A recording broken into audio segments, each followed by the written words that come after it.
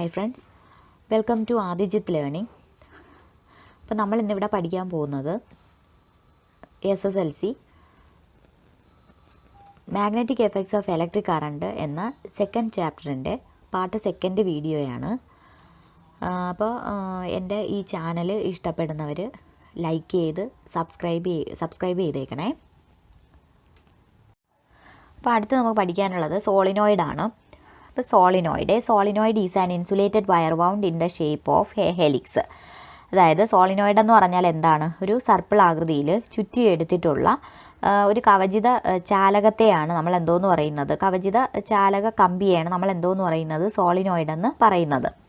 Such coiled conductors are used to make use of the magnetic effect of electricity. അപ്പോൾ ഇങ്ങനെയുള്ള coiled conductors നമ്മൾ എന്തിനാണ് use ചെയ്യുന്നത്?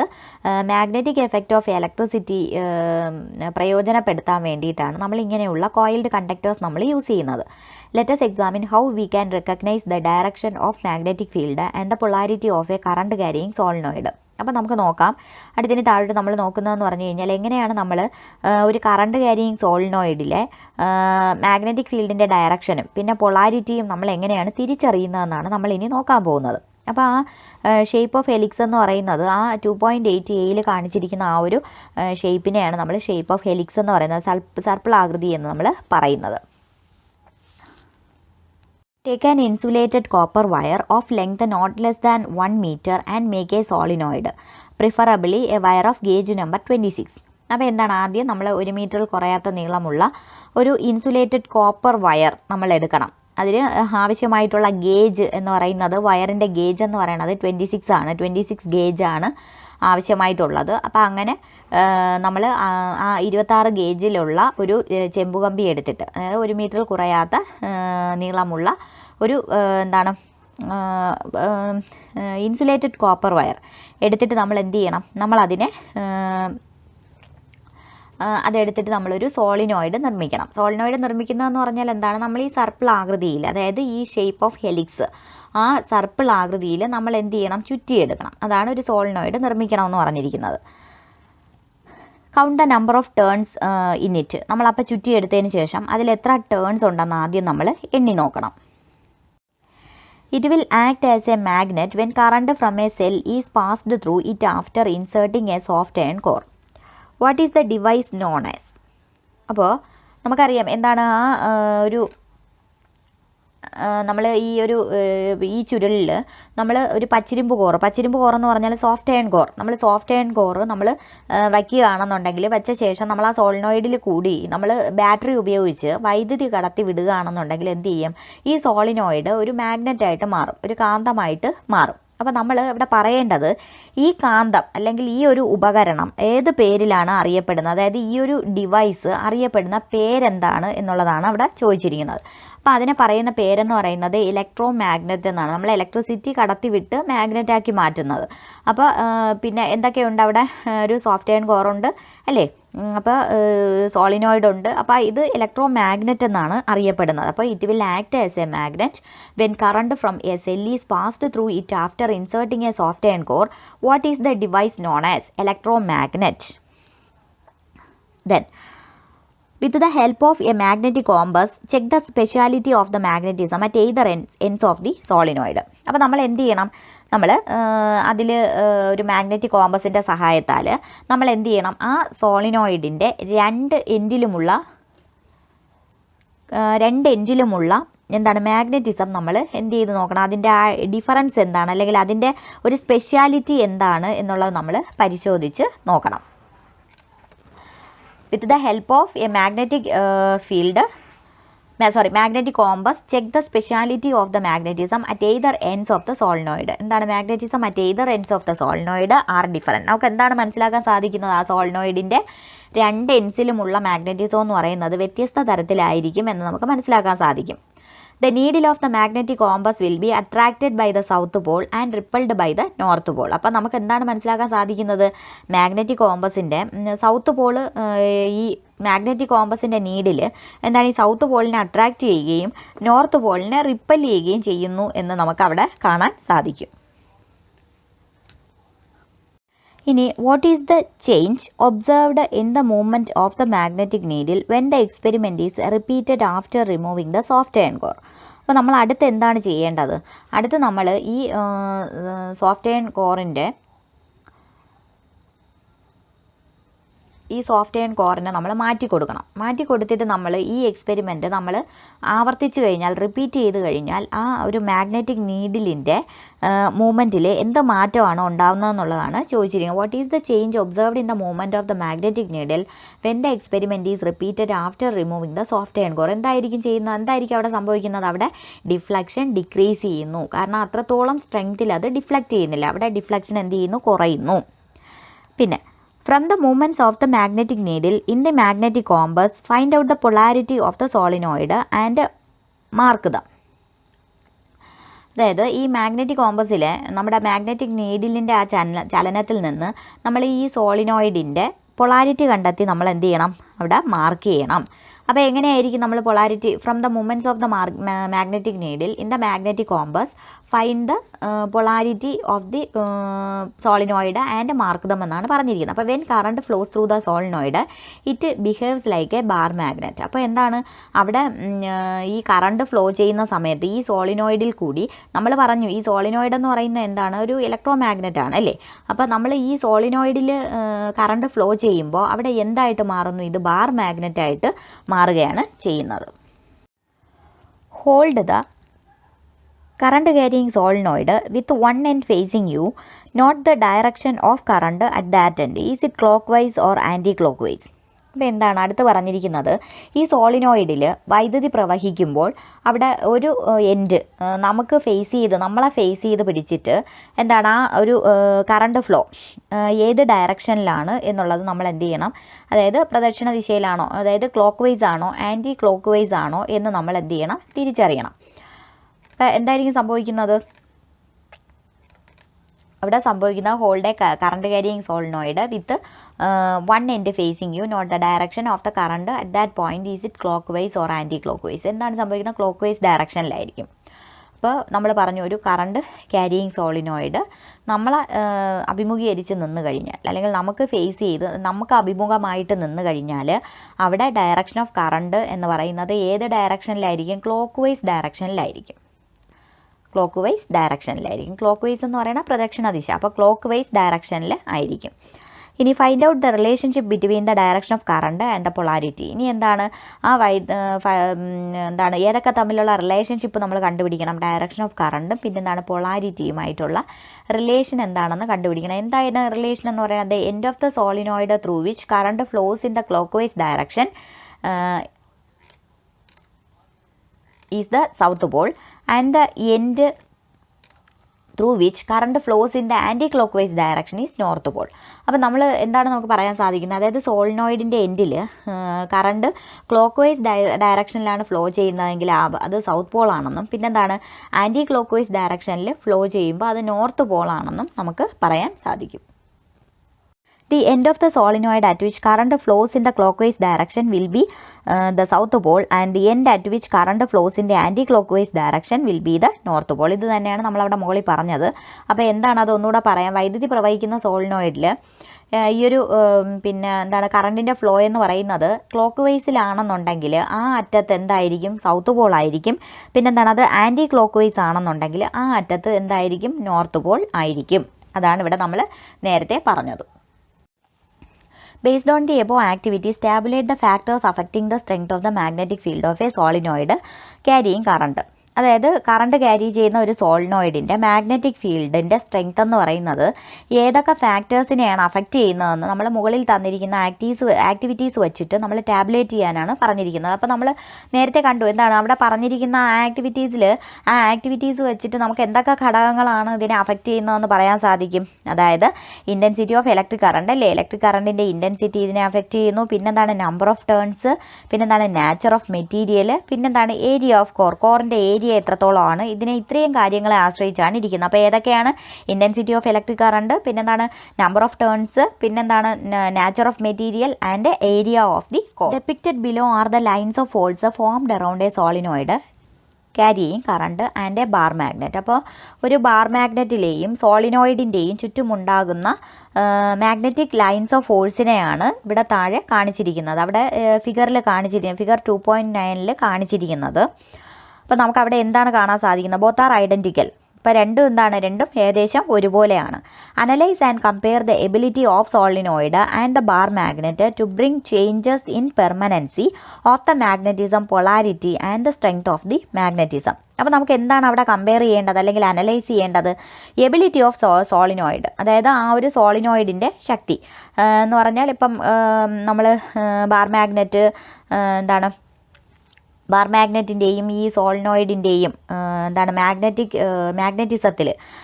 മാഗ്നറ്റിസത്തിൻ്റെ സ്ഥിരത, പിന്നെന്താണ് അതിൻ്റെ പൊളാരിറ്റി, പിന്നെന്താണ് അതിൻ്റെ കാന്തശക്തിയിൽ നമുക്ക് മാറ്റം വരുത്താനുള്ള സാധ്യത, ഇവയൊക്കെ താരതമ്യം ചെയ്ത് അല്ലെങ്കിൽ കമ്പയർ ചെയ്ത് ഇവിടെ എഴുതാനാണ് പറഞ്ഞിരിക്കുന്നത്. ടേബിളിലാക്കാൻ അവിടെ പറഞ്ഞിട്ടുണ്ട്. അപ്പോൾ നമുക്ക് എങ്ങനെ എഴുതാൻ ടേബിളിൽ? ബാർ മാഗ്നറ്റ് എന്ന് പറയുമ്പോൾ എന്താണ്? മാഗ്നറ്റിലെ മാഗ്നറ്റിസം എന്ന് പറയുന്നത് പെർമനൻ്റ് ആണ് അല്ലേ? ബാർ മാഗ്നറ്റിൽ മാഗ്നറ്റിസം പെർമനൻ്റ് ആണ്. എന്നാൽ സോളിനോയിഡിലാണെങ്കിലോ മാഗ്നറ്റിസം എന്ന് പറയുന്നത് ടെമ്പററി ആണ്. പിന്നെ വേറൊരു കാര്യം എന്ന് പറയുന്നത് ഈ ബാർ മാഗ്നറ്റിൽ പൊളാരിറ്റി ഫിക്സഡ് ആണ്. അവിടെ പൊളാരിറ്റി മാറുന്നില്ല. എന്നാൽ സോളിനോയിഡിലാണെങ്കിലോ പൊളാരിറ്റി എന്ന് പറഞ്ഞു കഴിഞ്ഞാൽ can be changed by changing the direction of current. നമുക്ക് കറണ്ടിൻ്റെ ഡയറക്ഷൻ ചേഞ്ച് ചെയ്ത് കൊടുത്തുകൊണ്ട് അവിടെ നമുക്ക് ഈ മാഗ്നറ്റിൻ്റെ പൊളാരിറ്റി നമുക്ക് ചേഞ്ച് ചെയ്യാൻ സാധിക്കും. പിന്നെ മൂന്നാമത്തെ കാര്യം എന്ന് പറയുന്നത് strength of magnetism cannot be changed. ഏതിൽ? ബാർ മാഗ്നറ്റിൽ നമുക്കവിടെ മാഗ്നറ്റിസത്തിൻ്റെ സ്ട്രെങ്ത് എന്ന് പറയുന്നത് അവിടെ ചേഞ്ച് ആവുന്നില്ല. എന്നാൽ സോളിനോയിഡിലാണെങ്കിലോ ഈ strength of magnetism can be changed by changing the direction of current or number of turns of the coil. അപ്പോൾ നമുക്ക് ഈ സോളിനോയിഡിലെ മാഗ്നറ്റിസത്തിൻ്റെ സ്ട്രെങ്ത് നമുക്ക് എങ്ങനെയൊക്കെ മാറ്റാൻ സാധിക്കും? അതായത് നമുക്ക് ഡയറക്ഷൻ ഓഫ് കറണ്ട് ചേഞ്ച് ചെയ്തുകൊണ്ടും നമുക്ക് ആ കോയിലിലെ നമ്പർ ഓഫ് ടേൺസ് ചേഞ്ച് ചെയ്തുകൊണ്ടും നമുക്ക് എന്ത് ചെയ്യാൻ സാധിക്കും? അവിടെ ഉണ്ടാകുന്ന മാഗ്നറ്റിസത്തിൻ്റെ സ്ട്രെങ്ത്തിനെ നമുക്ക് ചേഞ്ച് ചെയ്യാൻ സാധിക്കും. അടുത്തത് use of magnetic effect of electricity, അതായത് വൈദ്യുതിയുടെ കാന്തിക ബലത്തിൻ്റെ ഉപയോഗം. We had seen fan, motor etcetera at the beginning of the chapter. നമ്മൾ ഈ ചാപ്റ്ററിൻ്റെ ആദ്യം തന്നെ നമ്മൾ കണ്ടു. അവിടെ കണ്ടില്ലേ ഓപ്പൺ ചെയ്ത് വെച്ചേക്കുന്ന ഫാനിൻ്റെയും മോട്ടോറിൻ്റെയും ഒക്കെ പാർട്സ് നമ്മൾ അവിടെ ഓപ്പൺ ചെയ്ത് വെച്ചിരിക്കുന്നതും അവിടെ ആ കോയിൽ നമുക്ക് കാണാനൊക്കെ സാധിച്ചു അല്ലേ? ആറിൻ്റെ used to produce motion. Let us examine how the magnetic effect of electricity is made use in them. അതായത് നമുക്കവിടെ നമ്മൾ ഈ ഇലക്ട്രിക്കൽ എനർജി എന്ന് പറയുന്നത് നമ്മൾ എന്താണ് മൂവ്മെൻറ്റിന് വേണ്ടിയിട്ടാണ്, മോഷൻ ഉണ്ടാക്കാൻ വേണ്ടിയിട്ടാണ്, മോഷൻ പ്രൊഡ്യൂസ് ചെയ്യാൻ വേണ്ടിയിട്ടാണ് നമ്മളവിടെ എന്ത് ചെയ്യുന്നത്? ഉപയോഗിക്കുന്നത്. അപ്പോൾ ഇതിൽ എങ്ങനെയാണ് ഈ ഇലക്ട്രിസിറ്റിയുടെ ഒരു കാന്തിക ഫലം, മാഗ്നറ്റിക് എഫക്റ്റ് എങ്ങനെ പ്രയോജനപ്പെടുത്തുന്നു എന്നുള്ളതാണ് നമ്മളിവിടെ നോക്കാൻ പോകുന്നത്. The figure shows a copper wire suspended between the pole pieces of a U-shaped magnet using thin conductors in such a way that the wire is perpendicular to the magnetic field and it is free to oscillate in the magnetic field. അപ്പോൾ നമുക്കവിടെ തന്നിരിക്കുന്ന ആ ഫിഗറിൽ ഒരു U ആകൃതിയിലുള്ള കാന്തത്തിൻ്റെ പോൾസിൻ്റെ ഇടയിൽ സ്വതന്ത്രമായിട്ട് ചലിക്കാവുന്ന രീതിയിൽ AB എന്ന് പറഞ്ഞിട്ടൊരു കണ്ടക്ടർ വെച്ചിട്ടുണ്ട് അല്ലേ? AB എന്ന് പറഞ്ഞിട്ടൊരു conductor തൂക്കിയിട്ടിട്ടുണ്ട്.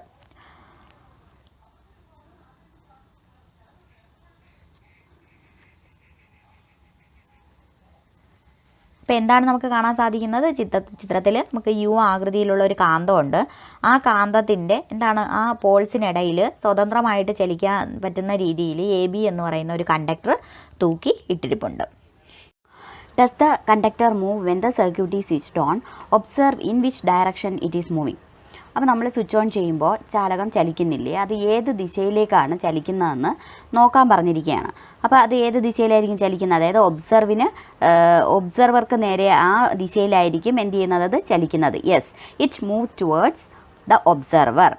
Repeat the experiment by changing the direction of current. Repeat the experiment by interchanging the position of the magnetic poles. അങ്ങനെ നമ്മൾ എന്ത് ചെയ്യണം? കറണ്ടിൻ്റെ ഡയറക്ഷനും മാഗ്നറ്റിക് പോൾസിൻ്റെ ഡയറക്ഷനും ഒക്കെ ചേഞ്ച് ചെയ്തുകൊണ്ട് നമ്മൾ ഈ എക്സ്പെരിമെൻറ്റ് റിപ്പീറ്റ് ചെയ്തുകൊണ്ടിരിക്കണം. അപ്പോൾ നമ്മൾ ഡയറക്ഷൻ ഓഫ് കറണ്ട് നമ്മൾ ചേഞ്ച് ചെയ്യുകയാണെങ്കിൽ അവിടെ എന്തായിരിക്കും? അതായത് direction of deflection of the copper wire also changes to the opposite direction. അപ്പോൾ എന്താണ് അവിടെ കോപ്പർ വയറിൻ്റെ ഡിഫ്ലക്ഷൻ എന്ന് പറയുന്നത് നേരെ ഓപ്പോസിറ്റ് ഡയറക്ഷനിലേക്ക് ചേഞ്ച് ചേഞ്ച് ചെയ്യുന്നതായിട്ട് നമുക്ക് കാണാൻ സാധിക്കും. അപ്പോൾ അതിൽ നിന്ന് what are the factors that influence the direction of motion of the conductor. അപ്പോൾ നമുക്ക് അവിടെ ഈ കണ്ടക്ടറിൻ്റെ ഈ ചലനത്തിനെ ഇൻഫ്ലുവൻസ് ചെയ്യുന്ന, അതായത് ഈ നമ്മുടെ ഈ കണ്ടക്ടർ അതിൻ്റെ ദിശയിൽ, കണ്ടക്ടർ ചലിക്കുന്നതിൻ്റെ ആ ദിശയെ ഇൻഫ്ലുവൻസ് ചെയ്യുന്ന എന്തൊക്കെ ഫാക്ടേഴ്സാണ് ഉള്ളതെന്ന് നമുക്കവിടെ കാണാൻ സാധിക്കും. ഏതൊക്കെ ഫാക്ടേഴ്സാണ് നമ്മൾ പറഞ്ഞതിൽ? ഡയറക്ഷൻ ഓഫ് കറണ്ടും ഡയറക്ഷൻ ഓഫ് മാഗ്നറ്റിക് ഫീൽഡുമാണ് എന്താണ് ഡയറക്ഷൻ ഓഫ് മോഷനെ എന്ത് ചെയ്യുന്നത്, ഇൻഫ്ലുവൻസ് ചെയ്യുന്ന ഫാക്ടേഴ്സ് എന്ന് പറയുന്നത്. are in the direction of the magnetic field and the direction of current mutually perpendicular in this arrangement. പിന്നെന്താണ് പറഞ്ഞിരിക്കുന്നത്? അതായത് ഈ ഒരു ക്രമീകരണത്തിൽ, ഈ ഒരു അറേഞ്ച്മെൻറ്റിൽ വൈദ്യുത പ്രവാഹത്തിൻ്റെ ദിശയും പിന്നെന്താണ് ഈ മാഗ്നറ്റിക് ഫീൽഡിൻ്റെ ദിശയും പരസ്പരം ലംബമല്ലേ എന്നാണ് ചോദിച്ചിരിക്കുന്നത്. മ്യൂച്വലി പെർപെൻഡിക്കുലർ എന്ന് പറഞ്ഞാൽ പരസ്പരം ലംബമല്ലേ എന്നാണ് ചോദിച്ചിരിക്കുന്നത്. അതെ അല്ലേ, ലംബമായിട്ടാണ് വരുന്നത്. ഇനി hold the forefinger, middle finger and the thumb of the left hand in mutually perpendicular direction. അപ്പോൾ എന്ത് ചെയ്യുക, നമ്മുടെ കൈയുടെ ഫോർഫിംഗറും മിഡിൽ ഫിംഗറും തമ്പും, അതായത് ഏതൊക്കെ വിരലുകളാണ്, അതായത് നമ്മുടെ കൈയുടെ, അതായത് ഇടത് കൈയുടെ ചൂണ്ടുവിരലും പിന്നെന്താണ് നടുവിരലും പെരുവിരലും നമ്മൾ എന്ത് ചെയ്യണം, പരസ്പരം ലംബമായിട്ട് പിടിക്കണം. അത് പരസ്പരം ലംബമായിരിക്കണം, അങ്ങനെ പിടിക്കണം. Hold the forefinger in the direction of the magnetic field and middle finger in the direction of current is in the conductor moving in the direction indicated by the thumb. അപ്പോൾ ഈ നമ്മൾ ഹോൾഡ് ചെയ്തിരിക്കുന്നതിൽ ഇതിൽ four finger എന്ന് പറയുന്നത് magnetic ഫീൽഡിൻ്റെ ഡയറക്ഷനെയാണ് സൂചിപ്പിക്കുന്നതെങ്കിൽ middle finger എന്ന് പറയുന്നത് direction of കറണ്ടിനെ ആയിരിക്കും സൂചിപ്പിക്കുന്നത്. അപ്പോൾ പിന്നെ നമ്മുടെ തമ്പ് എന്തിനെയായിരിക്കും സൂചിപ്പിക്കുന്നത്? തമ്പ് സൂചിപ്പിക്കുന്നതെന്ന് പറയുന്നത് എന്താണ്? അതായത് ഡയറക്ഷൻ ഓഫ് കണ്ടക്ടർ, അതായത് കണ്ടക്ടറിൻ്റെ ഡയറക്ഷൻ ഓഫ് മോഷനെ ആയിരിക്കും ആര് സൂചിപ്പിക്കുന്നത്? തമ്പ് സൂചിപ്പിക്കുന്നത്. Hold the forefinger in the direction of the magnetic field and middle finger in the direction of current is in the conductor moving in the direction indicated by the thumb. Yes. Repeat the experiment by changing the direction of current and magnetic field.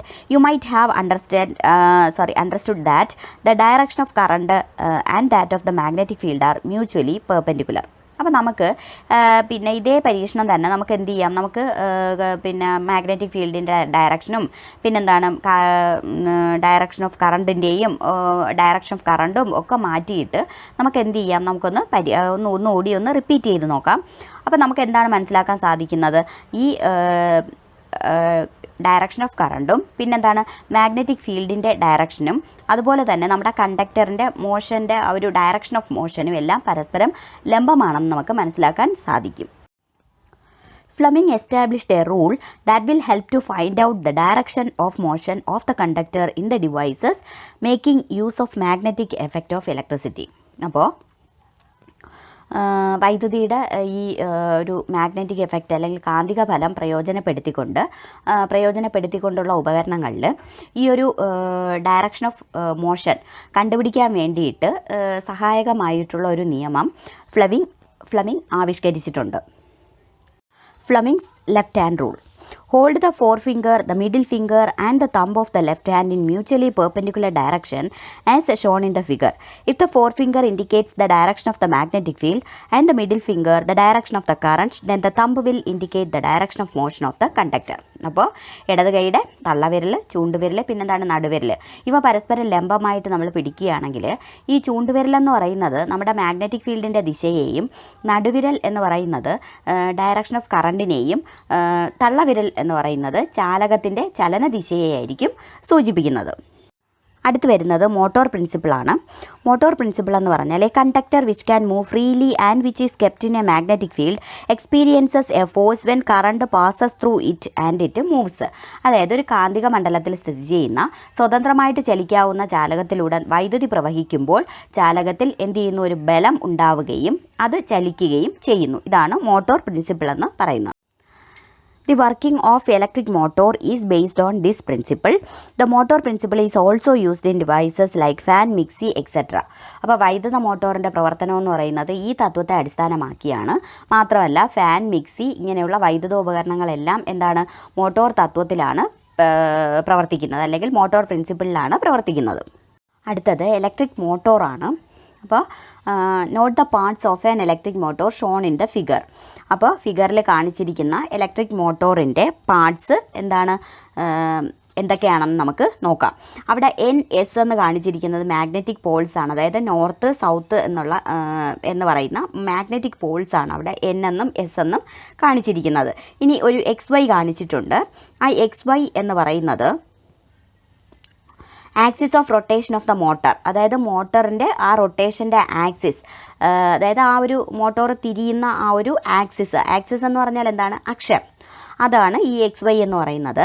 പിന്നെ വന്നിട്ട് ABCD എന്ന് പറയുന്നത് ആർമേച്ചറാണ്. ABCD എന്ന് പറയുന്നത് ആർമേച്ചറാണ്. പിന്നെ 2 brushes ഉണ്ട്, B1 and B2. അത് graphite brushes ആണ്. പിന്നെ 2 റിങ്സും ഉണ്ട്, അതായത് R1 ആൻഡ് R2. അത് സ്പ്ലിറ്റ് റിങ്സ് ആണ്. അപ്പോൾ ഇത്രയും പാർട്സ് ആണ് ഇലക്ട്രിക് മോട്ടോറിൽ ഉള്ളത്. അപ്പോൾ ഈ മോട്ടോറിൽ ആർമേച്ചർ എന്ന് പറഞ്ഞാൽ എന്താണ്? Armature is the metallic coil wound round a soft iron core so that it is free to rotate. അപ്പോൾ ആർമേച്ചർ എന്ന് പറഞ്ഞാൽ എന്താണ്? സ്വതന്ത്രമായി തിരിയത്തക്ക രീതിയിൽ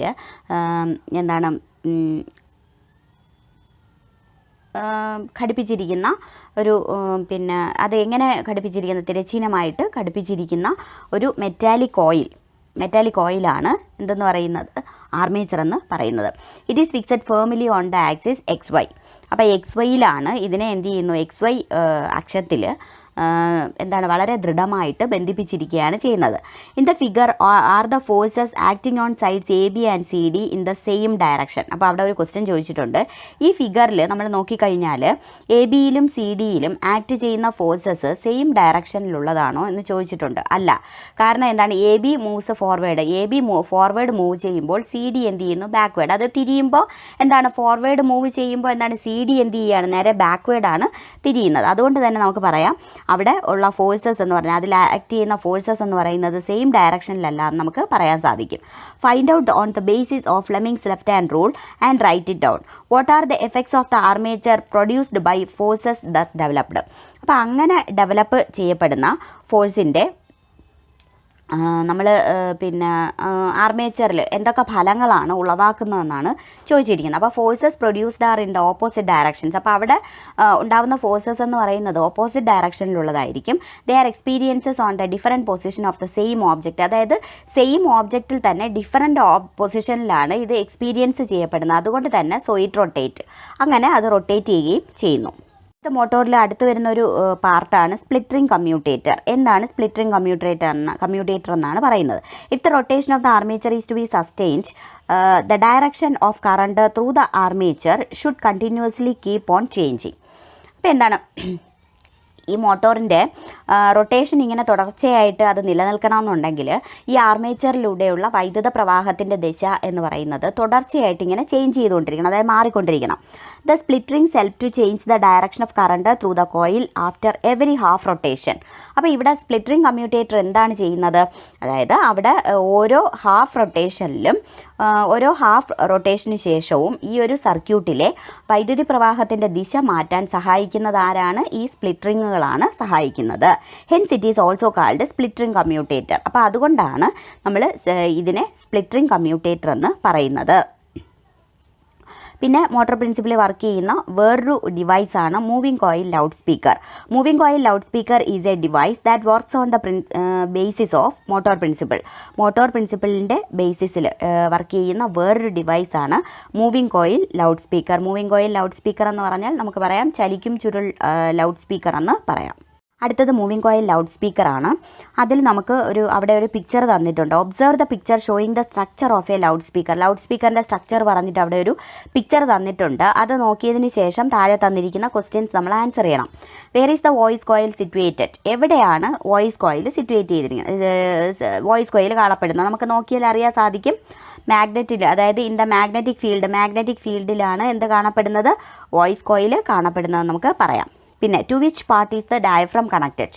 ഏത് പാർട്ടിലാണ് ഡയഫ്രം കണക്ട് ചെയ്തിരിക്കുന്നത്? ഡയഫ്രം കണക്ട് ചെയ്തിരിക്കുന്നത് ഏത് പാർട്ടിലാണ്? It is connected with the voice coil. Voice കോയിലുമായിട്ടാണിത് കണക്ട് ചെയ്തിരിക്കുന്നത്. From where does the electric current reach the voice coil? അപ്പോൾ എവിടെ നിന്നാണ് ഈ ഇലക്ട്രിക് കറണ്ട് വോയിസ് കോയിലിൽ എത്തിച്ചേരുന്നത്? എവിടെ നിന്നാണ്? Current reaches from the amplifier. കാരണം ആംപ്ലിഫയറിൽ നിന്നുള്ള സൗണ്ട് ആണല്ലോ നമ്മൾ ഈ ലൗഡ് സ്പീക്കറിൽ കേൾക്കുന്നത്. അപ്പോൾ നമുക്ക് ഇലക്ട്രിക് കറണ്ട് ആംപ്ലിഫയറിൽ നിന്നുള്ള ഇലക്ട്രിക് കറണ്ടാണ് എവിടെ എത്തിച്ചേരുന്നത്? വോയിസ് കോയിലിൽ എത്തിച്ചേരുന്നത്. What happens when current is passed through the voice coil?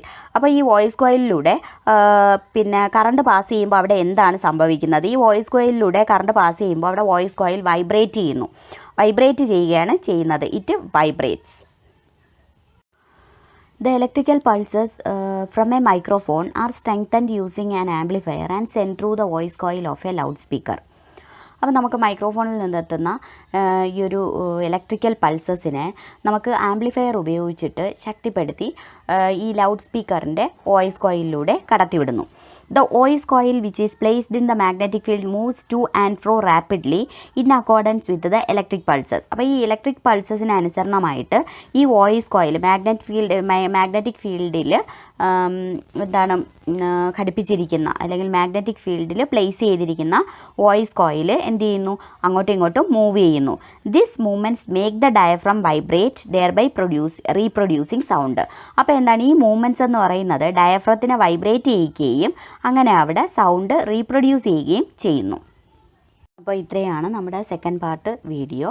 അപ്പോൾ ഈ വീഡിയോ ഇഷ്ടപ്പെടുന്നവർ please like, share and subscribe. Thanks for watching.